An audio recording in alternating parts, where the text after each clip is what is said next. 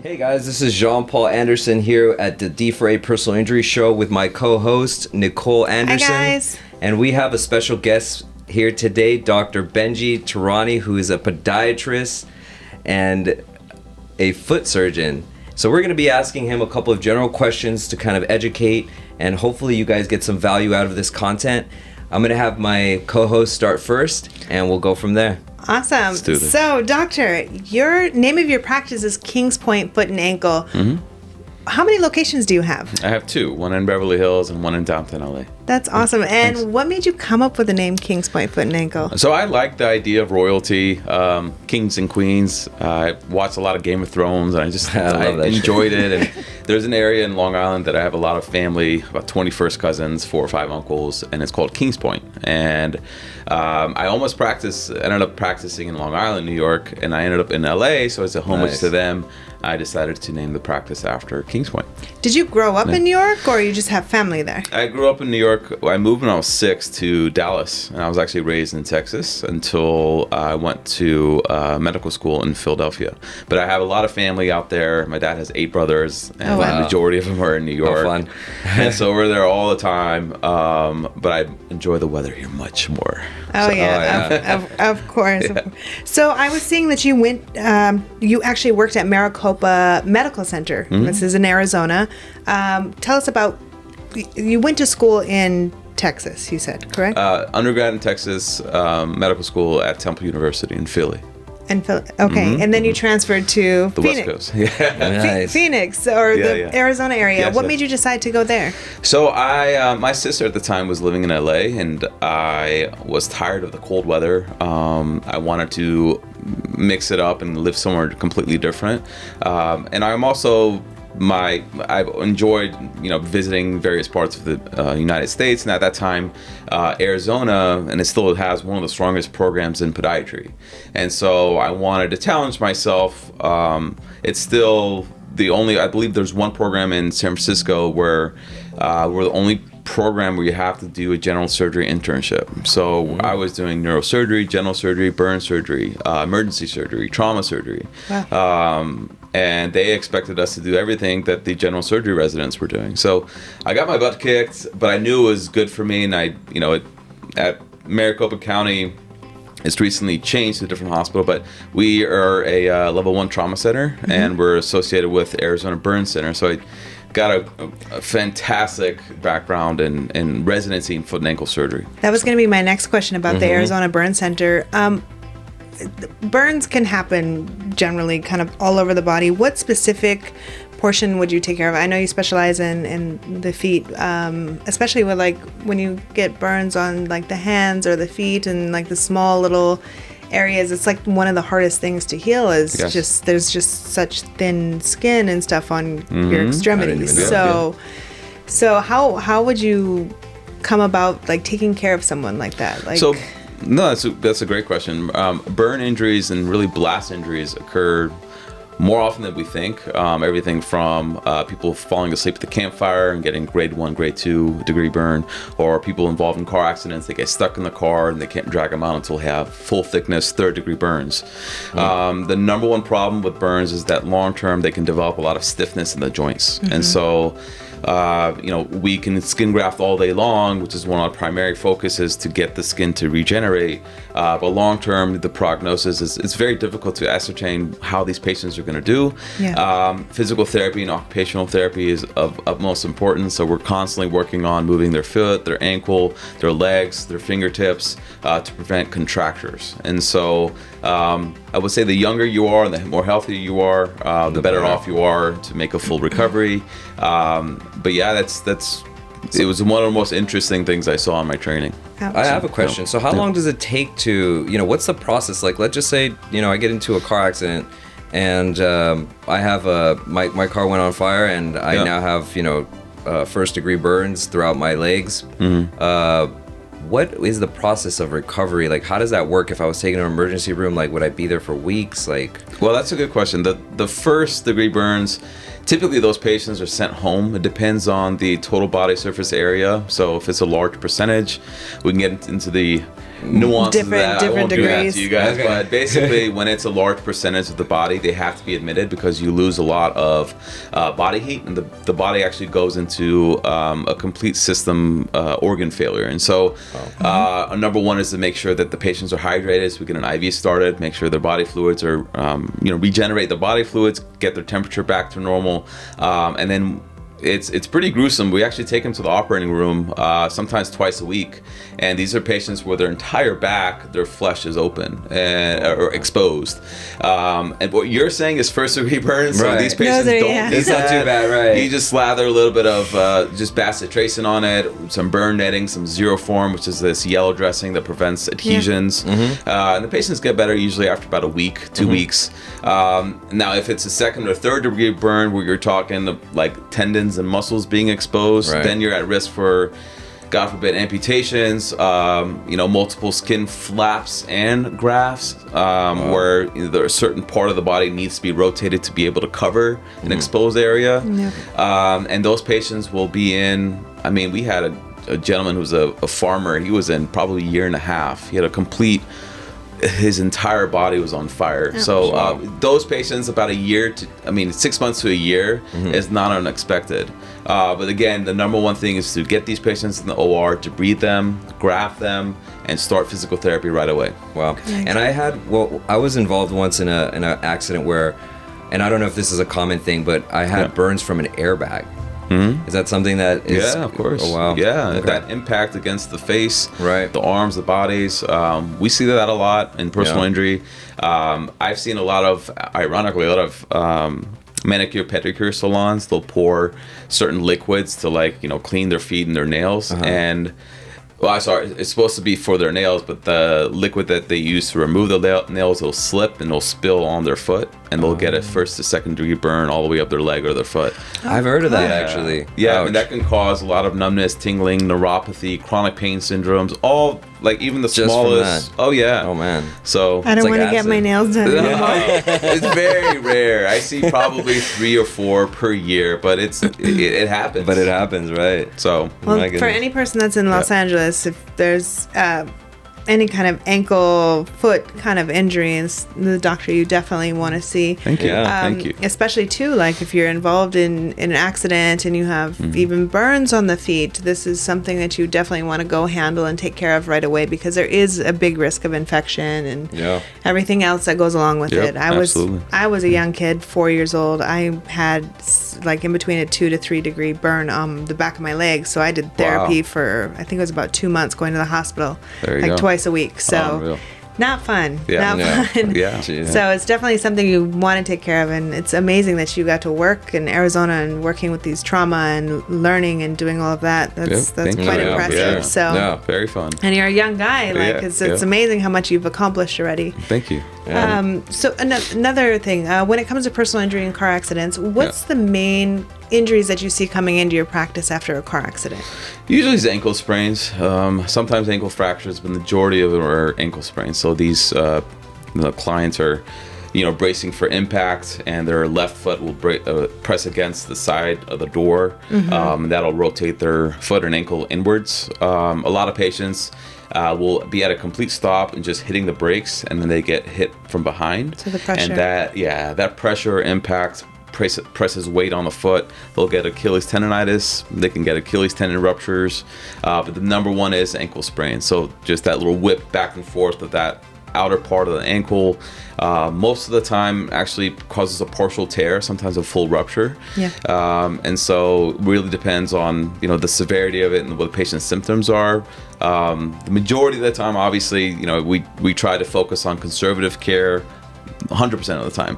But if I see that it's a complete rupture and you have to go in and repair it, we don't waste time. We just go straight forward, just get it done, and then move on to rehab. So, Got it. So on top of outside of personal injury, you also do nail infections and everything that deals All that with nasty stuff. with the toes. I'm the foot Dr. Pimple of the foot. Yeah. That's a good way of That's a explaining good it. way. You should start your own channel. It shows all these Doctor People procedures. like it, honestly. Not to get off topic, but people like to see that stuff. A lot of times my friends and family will be like, "Why are you posting this stuff?" I'm like, You don't like it? Unfollow me. I give zero. You know what? So people want to see it. I mean, honestly, it's entertaining. Number one, but honestly, it's educational. Yeah. They learn how to take care of the nails. You know, no one ever wants to go see their foot doctor. Everyone's kind of like, oh, well, I'll figure it out. I'll just wash my foot, and one day it'll go away. Right. But they think these things linger. Well, this happens too sometimes. If you go to the wrong pedicurist and they cut your nail the wrong way or do something, you can get a pretty gnarly. Yeah. We do about 10 to 12 ingrown toenail procedures per week. It's very, very common. Yeah. And I really enjoy doing them, but most people will, you know, just be like, oh, not another one. I'm like, bring it on. Let's pick this. Let's get you back in the game. So you do work then with a lot of diabetic clients then as well, I take it. Yes. Especially with neuropathy in the feet, with being diabetic, and they can't go to get a professional pedicure. They have to go to a physician. So, so if you are diabetic and need your toes handled, this is the doctor to go to here in Los Angeles. I think at a minimum, if you're diabetic, your feet need to be checked. Yeah, often. Once a year at least. But if you have any sort of issues like arthritis or like hammer toes, bunions, corns and calluses, every 3 months they need to be checked. You go in. Yeah. What are like the common like you know, like what how can you tell if you have these symptoms, or what are like the symptoms, like how do you explain that? How does it show? So typically with neuropathy, so for instance with diabetics, a lot of them, they suffer from a condition called neuropathy. So that's basically nerve disease in the feet. Okay. The first symptom is typically numbness or tingling in the feet, and then sometimes patients will say, you know, they burn, feels like ants are crawling on my feet. Yeah, needle sensations. And they'll come in and we'll do an exam. We'll check their blood flow, number one, to see if maybe it's an issue with oxygen not getting to their lower extremities. And number two, we check their nerve function. So if I see that they can't feel a certain wire that we use in our clinic, that means that they're most likely they're not significant for neuropathy. So they can't feel your feet. Yeah. So if people are walking, and a lot of times this is what I see in my clinic, Friday afternoon, 4 p.m., my last patient of the day, it's a diabetic who stepped on a nail and didn't realize it, and they come in with this nasty abscess. And they have pus, you know, coming out. It smells. There's, you know, pus and blood all over the floor in my clinic. It's just not a fun sight. I have to admit them to the hospital, you know, do an I&D, which is basically just flushing out the pus. We'll put on a special vacuum called a wound vac. You know, the success rate of this have become a lot better because of the obviously infectious diseases become better. Sure. We're assessing their vascular or the blood flow a lot sooner, so these patients are healing. But yeah, diabetic patients, I mean, it's a no-brainer. Everyone needs to be seen. Yeah, of course. So we have winter coming up. I'm going to ask you one question because it's going to start getting cold. And not only people in California that watch this, but throughout the whole United States, in certain areas of California, it gets cold. So we're just going to ask the general question. What is something you look out for frostbite? We're going to have snowboarding soon, sledding. Some people go up to the hills to go sledding or go snowboarding, and they don't really realize, like, oh, it's cold and things tend to freeze. So what are the things you look out for either frostbite on the toes or the fingers? Is there a certain discoloration or... The first thing you'll see is it's typically a sensation of what we discussed, you know, numbness, tingling. The very first sign of it is that the digits will start to turn purple, but they will blanch. They'll start to turn, you know, flesh color, and as soon as you release it, it'll go back to looking purple. If you go hours and hours without, you know, getting the extremities to warm up, those digits will basically the capillaries can't invite enough oxygen or feed your body enough oxygen to warm up the digits, and those begin to die. And that's basically what frostbite is, an inability for the body to adapt to the cold weather. And we've seen, you know, patients during my residency where we'll literally, the trauma surgeon will have to remove their tips of their fingers. And, you know, some of them were like, it'll grow back. I'm like, it's not gonna grow back. I'm really sorry. But, you know, I would venture to say, you know, the people that are going up the Mammoth Mountain to Aspen, don't be weekend warriors. We're just like, all right, well, I can man it. You know, I'll be fine. Even March, when people start taking, and I've seen this, people start taking off their snow. Yeah, they're like, oh, whatever, just wear a beanie and, you know, maybe a sweatshirt. They look like a badass. I'm guilty of doing that. Exactly. Yeah, everybody I have a close friend, Billy Feingold, if you're listening. I saw you do it many times. But those are the guys and women that have to be very careful, because it's one of those things where, like, you don't think it could happen to you. Because you're sweating, you're going down a hill, you're riding a snowboard, and you're hot. It takes a lot of muscle. My suggestion would be, if you want to do that, and really if you don't even do that, use the pocket warmers. You know what I'm talking about? You just slap it on, put it inside your glove. I put mine inside my snowboard boots. It usually does the trick. So there's a myth, since we're talking about frostbite and possibly losing, you know, phalanges, toes, fingers. I heard this in elementary school. I don't know if it's true, but is it true? Like, if you don't have your big toe on your foot, you can't balance.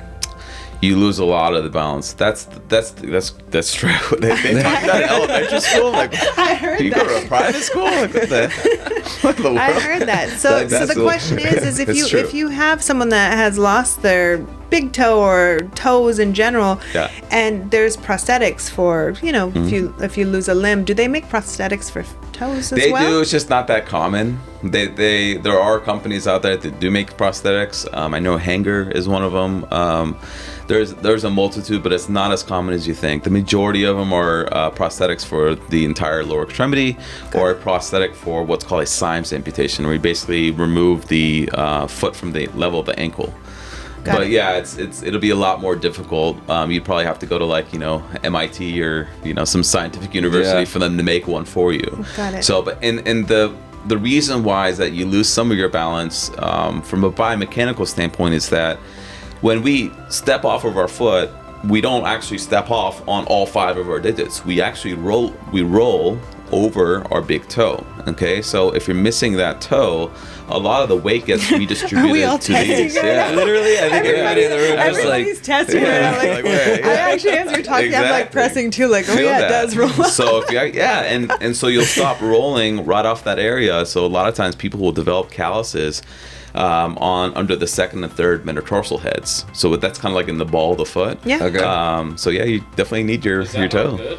Yeah, it's definitely not good. Definitely not good. Yes, majority of people they'll be fine to an extent, meaning you'll have to have the calluses shaved down. Yeah. Diabetics, though, they're at higher risk, and there's a lot of research that shows that they'll actually develop wounds in those areas. Yeah. Wow. So whenever I see patients with a big toe injury, or even if they're diabetic with a wound, I'll either cast them or keep them off of it. Hey, I have a good question for you. So, what happens? I mean, Are you still on the big toe thing? No, now we're on the bottom of the foot area. So I've heard, like, from where I come from South America, for people to walk around with no shoes on and just walking around with, like, their, you know, with feet or barefoot. Yeah. Like how I do it. Yeah, I hate shoes. Like, how does that build more muscle underneath the foot?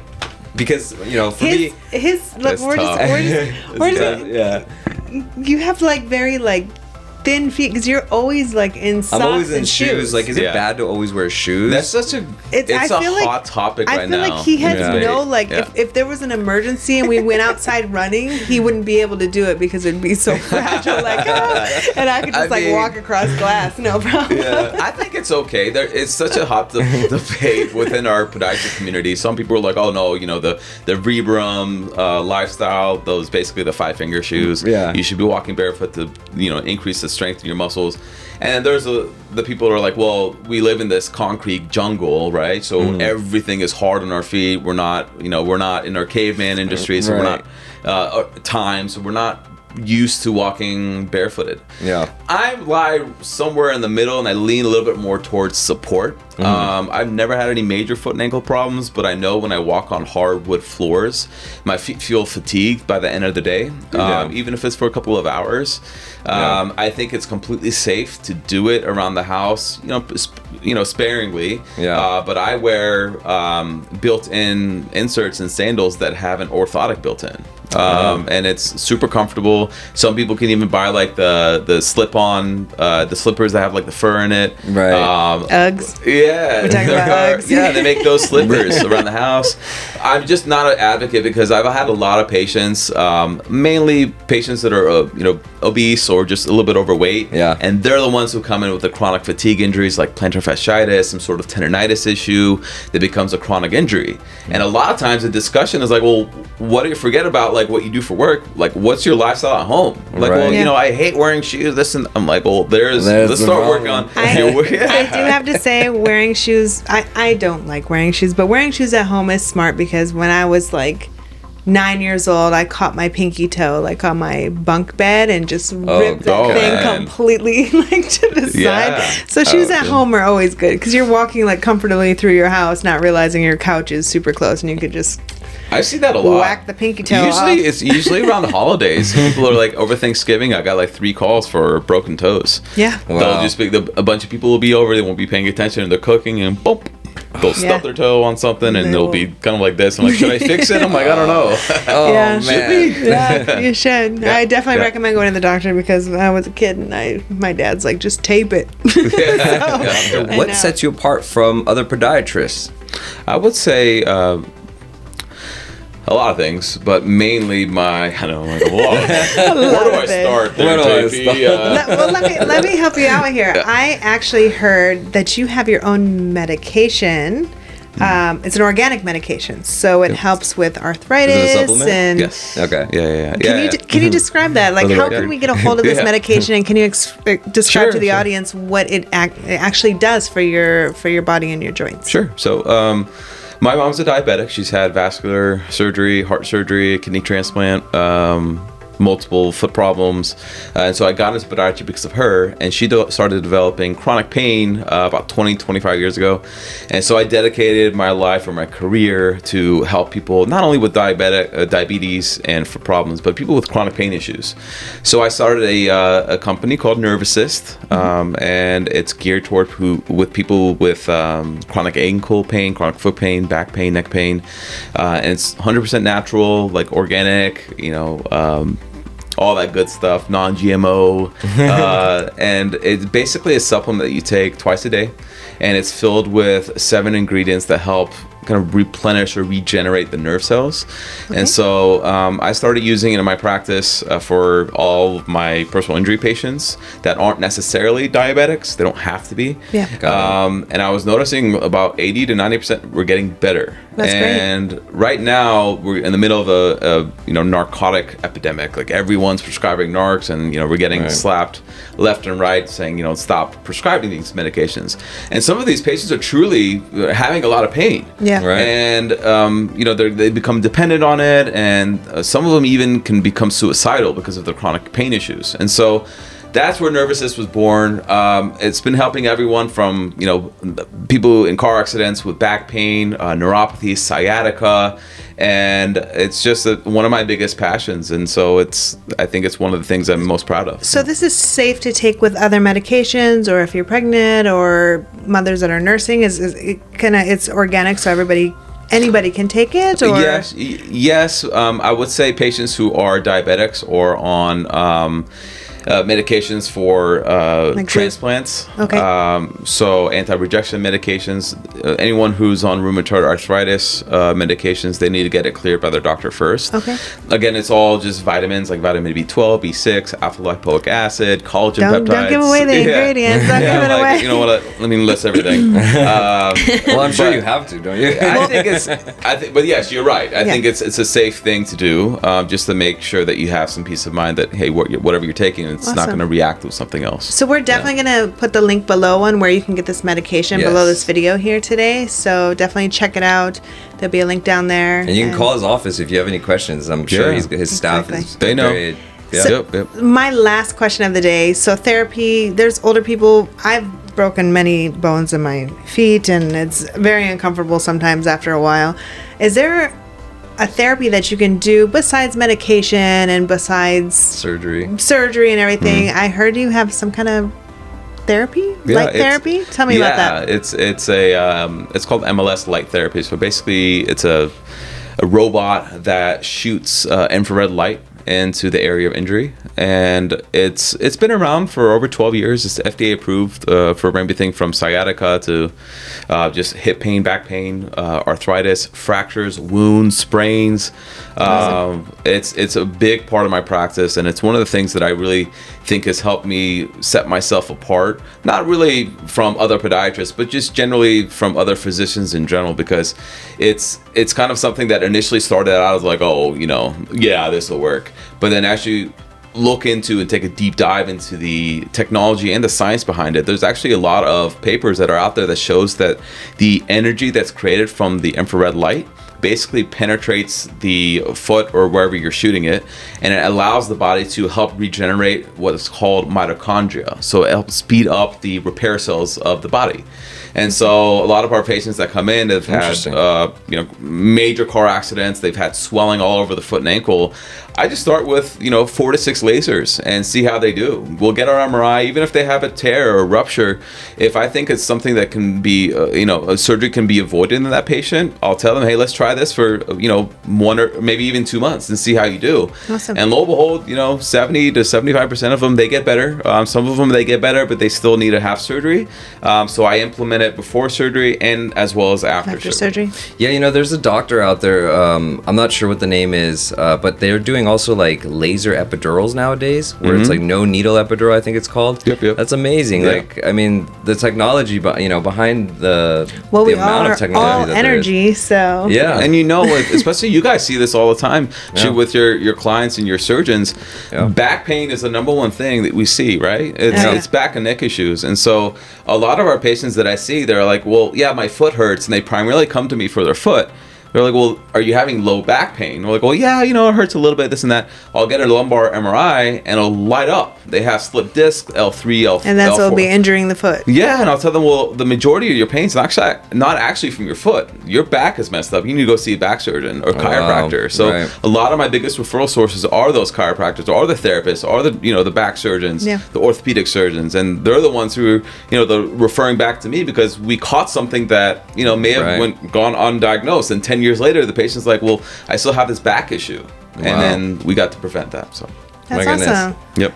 Well, we're gonna give you a call sometime and come on anytime. We're gonna try out everything. The red light. Light that laser up. Let's go. Let's light that